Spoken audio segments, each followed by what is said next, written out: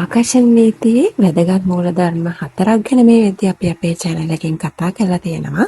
අද අපි කතා කරන්නේ ආකර්ෂණ නීතියේ 5 වෙනි නියමය ගැන. ඉතින් මේ 5 වෙනි නියමය කෘතඥතාවයේ නීතිය. The rule of gratitude. ආයුබෝවන් යාළුවනේ. අද අපි කතා කරන්න යන්නේ මෙන්න මේ ඊටාම වැදගත් නියමය ගැන. ඒ තමයි කෘතඥතාවයේ නීතිය. බොහෝ දෙනෙක් ජීවිතේ නැති දේවල් ගැන සිතමින් කාලය ගත කරනවා. නමුත් සතුටින් ජීවත් වෙන මිනිස්සුන්ට තිබෙන විශේෂ පුරුද්දක් තමයි Tamanට දැනටමත් ලැබී තිබෙන දේවල් අගය කිරීම. අපි බොහෝ විට මෙහෙම කියනවා. මට හොඳ රැකියාවක් නැහැ, මට සල්ලි මදි, මගේ ජීවිතේ අනිත් අය වගේ නැහැ, මං ගොඩක් වද විඳිනවා, මේ මට නම් කිසිම සැනසීමක් නැහැ. මෙන්න මේ වගේ සිතුවිලි අපි අවධානය යොමු කරන්නේ අඩුවීම් වලටම තමයි.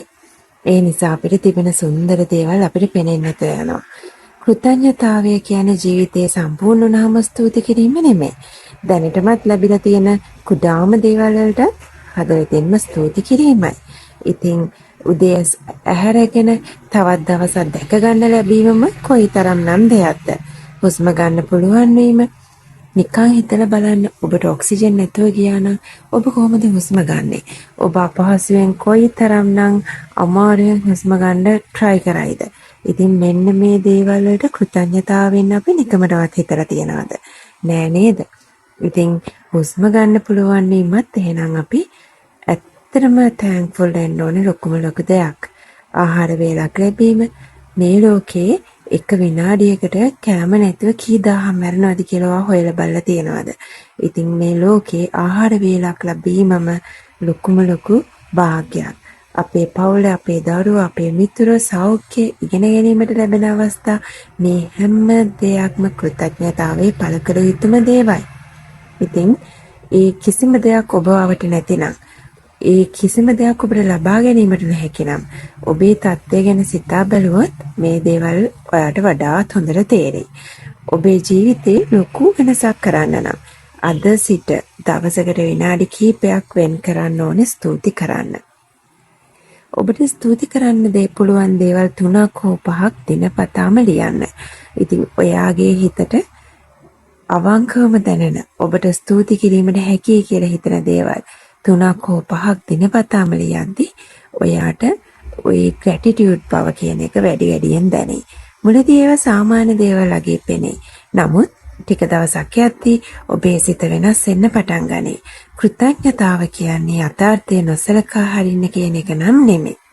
ගැටලු තිබුණත් ඒ අතර තිබෙන යහපත් දේවල් දැකීමට පුරුදු වීම. ඒ පුරුද්ද අපේ මනසට බලාපොරොත්තුවක් සහ සංසුන් බවක් ලබා දෙනවා. ඉතින් අද මොන දේ නැති වුණත්, අද මොන අඩුපාඩු තිබුණත්, තියෙන දේවල් මොනවා හරි අපි හැම කෙනෙක් ළඟම තියෙනවා. ඒ වගේම අපිට හැකි දේවලුත් අපි ළඟ තියෙනවා.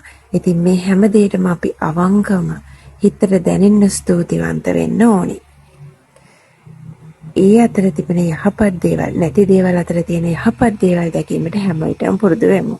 ඒ පුරුද්ද අපේ මනසට බලාපොරොත්තුවක් ඇති කරවන සංසුන් බවක් ලබා දෙන ඉතාම හොඳ පුරුද්දක් බවට ක්‍රමයෙන් පත් වේ.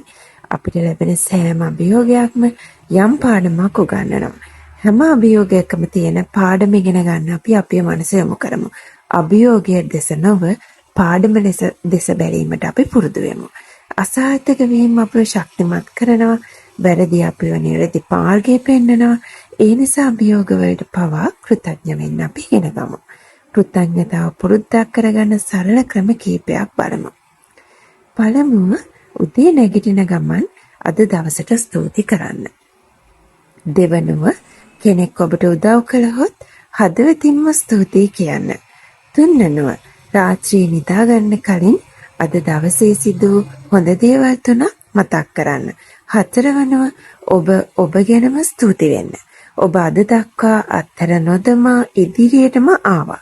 මේ හැම දවසක්ම විශාල බරක් කර තියාගෙන තමයි ඔයා ඉදිරියට ගියේ. ඒකත් විශාල ජයග්‍රහණයක්. කෘතඥතාව කියන්නේ මුදල් වියදම් කරන දෙයක් නෙවෙයි. නමුත් ඒ ජීවිතය පොහොසත් කරන වටිනා පුරුද්දක්. මතක තබා ගන්න.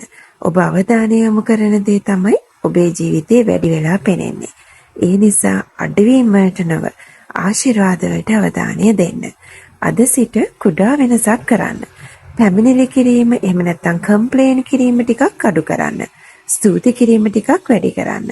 සමහර විට ඔබ බලාපොරොත්තු වෙනස ආරම්භ වන්නේ එතනින් වෙන්න පුළුවන්.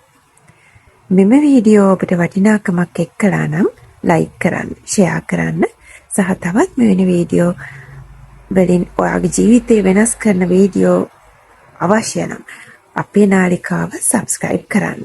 ස්තුතියි. ඔබේ ජීවිතයේ කෘතඥතාවයෙන් සතුටෙන් සහ යහපත් ආශිර්වාද වලින් පිරී යන්න ප්‍රාර්ථනා කරනවා.